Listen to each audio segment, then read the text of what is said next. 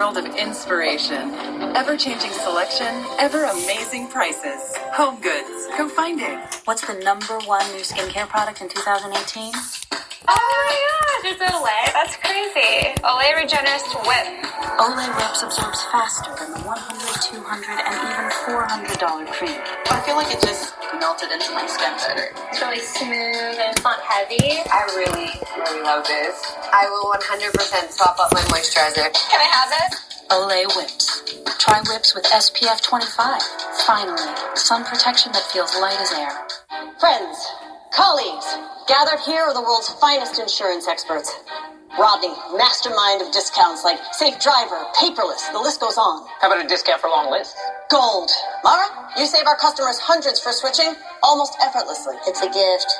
And Jamie. Present. Together, we are unstoppable. So, what are we gonna do? Insurance. That's kind of what we do here. Oh, hey, Mom. Now that we have your attention, Capri Sun has 4 updated drinks. Now with only the good stuff. Do you know how to use those? Get those kids some Capri Sun. It's happening October 26th. Publishers Clearinghouse awards the $2,500 a week Forever Prize. Win $2,500 a week for your life. Then after that, someone you choose gets $2,500 a week for their life. Enter at PCH.com before it's too late. And October 26th, win forever. Kids. They're all good inside. And we know something about that because we help kids feel good inside. Culturelle supports kids' digestive and immune health with the most proven effective probiotic. Culturelle Kids. Be good inside.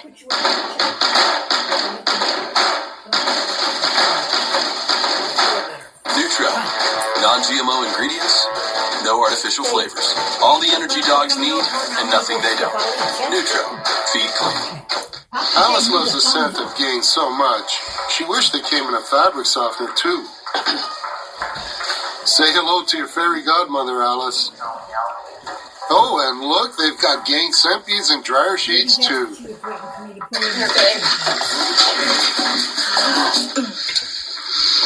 Nasty nighttime heartburn? Try new Alka-Seltzer PM gummies. The only fast, powerful heartburn relief plus melatonin so you can fall asleep quickly. Oh, what a relief it is. Monday, September 24th, a whole new season of dancing begins live. With an 80s icon, a ferocious footballer, a country music radio king, a stand-up comic, a singing sensation, a sitcom stud, a hazardous duke, a teen zombie, a bewitching witch, a Paralympic skier, an instant supermodel, grocery store Joe, and a gold medal winner. Dancing with the Stars, live. Two-night premiere starts Monday, September 24th on ABC. We were talking about that this morning. Hey, welcome back. So, as I said last night, the Tonight Show canceled Norm Macdonald. Wait, let me clarify I'm so sorry. I mean, the last segment, I don't wish the president ill. I really don't. I just want him out. I mean, sometimes I hear him say things like, I think I could be president for life. And it's like, no. Yeah. So it's really about that. I do not. I never would say something. I didn't mean that, what I said. Okay. Yeah. All right. Okay. All right. So, Norm Macdonald canceled on the Tonight Show. And the question is, you know, should he have been? Should he have been canceled? Because he's made some statements about the U2 movement and Me Too movement, and made a statement about Roseanne and about Louis C.K. But this is one of the things he said. He said, "I'm happy the Me Too movement has slowed down a little bit. It used to be 100 women can't be lying, and then it became one woman can't lie, and that became, I believe, all women." And then you're like, what?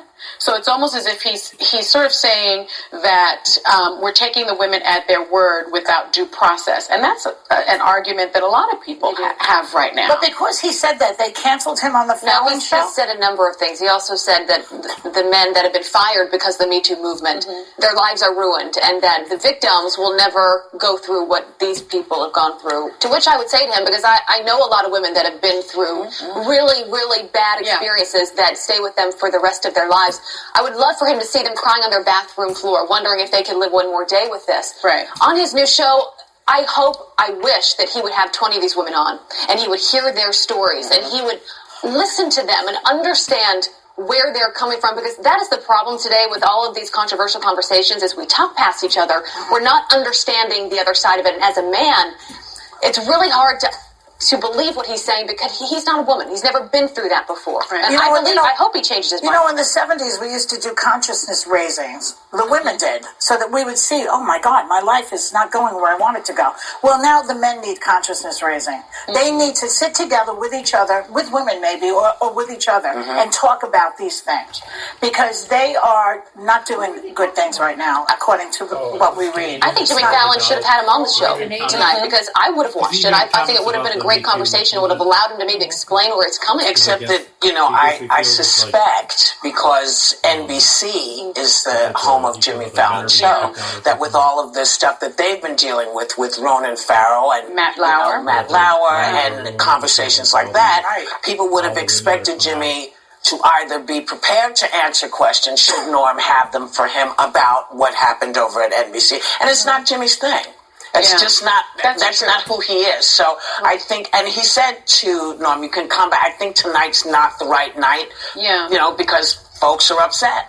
And so I you know. And it used to be that comedians could get away with these types of jokes. Oh, We're living in a completely different, very PC environment. Joey, are we being too hard? Do you think too judgmental? Well, we're in a phase. Hopefully we'll come out on the other side and people will be a little bit more balanced and with the... But you often say, Joy, you know, when is someone allowed a comeback, like Louis C.K. or Roseanne Barr? And I think Norm was talking about that as well. When is it okay for people to come back? Louis What do you C.K. think? did a set at Comedy Central recently, and my disappointment in him was that if you're going to do a set down there, talk about, you know, the fact that you what you did to those girls in your hotel room. Let's hear about that. Make that funny. Just be transparent about it. He didn't do that, and that's my objection, because I know Louis C.K. would have never thought that he would have been like this. But you just don't know people. But you know, Norm's coming on tomorrow. And you know, what better place than to be surrounded by 4 women? And you know, he did apologize. He did. Norm Macdonald issued an apology on Twitter that said this: Roseanne and Louis have both been very good friends of mine for many years. They both made terrible mistakes, and I would never defend their actions. If my words sounded like I was minimizing the pain that their victims feel to this day, I am deeply sorry.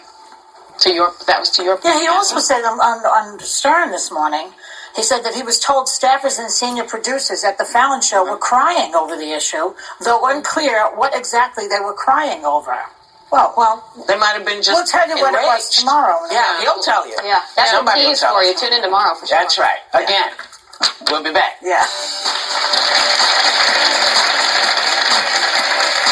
How does Stormy Daniels feel about Michael Cohen saying in court that Trump told him to pay her off? Is her lawyer... No more NDA? How about...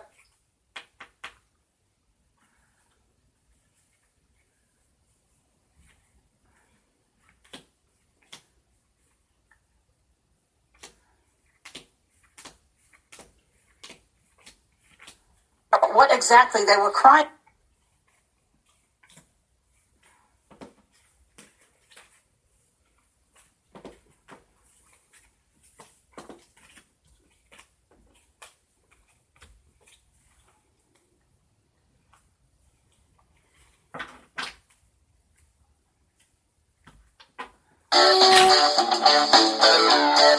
America's top critics agree the fall's must-watch drama is A Million Little Things. It's tear-jerking and smartly cast. This doesn't make any sense. I can't accept this. He should be here. One of the hottest pilots of the season. We don't really know each other. I bet you two don't even know what color my eyes are. ABC has its emotional hit. Here comes the wrestler! So have those tissues handy. For the record, Gary, your eyes are hazel and they're magnificent. A Million Little Things. A new drama September 26th on ABC.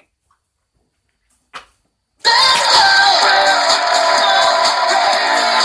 lot has happened since the last time we had our next guest at the table. So we have so much to catch up on right now. Please welcome back Stormy Daniels and her lawyer, Michael Avenatti. So let's dive right in. Stormy, Michael Cohen, President Trump's fixer, someone that you know pretty well, recently pled guilty to 8 felonies, including charges connected to the hush money deal that he made with you. Now, after months of denials, Cohen told the courtroom that he was directed by Trump to pay you for the principal purpose of influencing the election. Right. What was your reaction when you heard that? I was actually over in Europe, and Michael called me and said that Cohen was going into the courtroom. We weren't really sure what he was going to plead to or what the things were, but it was a very good chance that something would be in relation to me, and that he would call me back. Well, the time difference, everything, I tried, and then I fell asleep. When it all happened, I woke up to my phone exploding, and one of the first calls I got was from my bodyguard, and he was just so excited, and, I was like, calm down, tell me. And he told me, and it hit me so hard. And I didn't really think that it was going to. Like, out of all the things people have said to me, all the things, that has happened, like, that news is what was like a punch in the gut. Did you feel vindicated? I was so overwhelmed, I just broke down into sobs. Because I didn't realize how much pressure I had felt. People call me all kinds of names, and who cares? But to be called a liar and people not believe me for months and months and months had really taken its toll. So it was just so... vindicated. I just felt like all this weight came off my shoulders. And, Travis said, how does it feel to now know that the world knows that you've been telling the truth? Well, now Cohen saes he's going to tell the truth about the whole thing. You just described what you put through. You're going to believe him? Do you believe anything he says now? She believes that. Cautiously, I'm hopeful. I don't know if I believe it, but I'm hopeful. Do you believe he'll tell the truth? I have hope. I don't know if I do or not. You think he'll tell the truth, Michael? I think now he's going to tell the truth. I don't still entirely trust him. But look, I think if it's a competition for truth-telling between him and Donald Trump, I'm going to put my money on Michael Cohen. Well, wow. Talking about truth-telling, Trump told Fox News that the payments came from him, not the campaign, and that he only knew about the payoff after Cohen did it. Believe that? No, I don't believe that at all. I mean, I do not believe that Michael Cohen undertook this on his own without the knowledge of Donald Trump. I think that both of them conspired together. We heard the tape. Yeah, there was a tape. It's on tape. We heard the tape. There's the tape. There's the tape relating to, we don't know which payment of many payments, but I think there's no question they conspired together. And any claim that Donald Trump didn't know anything about this, I think is a bunch of nonsense. Yeah. Well, how would he know who to pay? You know what I mean? Somebody had to say something. Yeah, they weren't just handing out $130,000 checks to anybody that because I'd have collected one if it was that easy. I'm just saying. Right. So Michael Cohen made more news over the weekend when he had, who in the White House both offered to tear up your $130,000 non-disclosure agreement. And they said they weren't going to enforce it. So does that mean you are free to talk now, or is there like a secondary? No more NDA. No more NDA? Have I really been respecting that anyway? I didn't think you were, but I figured I'd ask. But no, I'll tell you when I read that on online the second it happened. I just happened to be on my phone, and my initial reaction was joy again, because it was just another step in proving that I've been honest and the whole thing is crap. And then, I realized that now you want to make this offer? Oh, now you want to make this offer. If everybody remembers, months ago, we offered to return the money. And suddenly, they wouldn't accept it. But now it's gone too far, and I think that there's a bigger picture here. Right. And so why did you pull it, Michael?